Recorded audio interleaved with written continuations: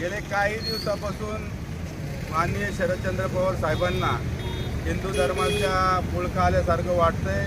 कारण काही गेल्या दिवसापासून जशी निवडणूक जवळ आले तसं हिंदू धर्माचे जे मंदिर आहे त्याच्यात जाऊन ते प्रत्यक्ष भेट देतात आणि गेले 32 वर्ष कधी ते लालबागच्या राजाला गणपतीला भेट द्यायला गेले नाही. तर गेले 32 वर्षातून पहिल्यांदाच या ठिकाणी लालबागच्या गणपतीचं दर्शन घेण्यासाठी ते गेले आणि केवलना प्रकारे करत आहे.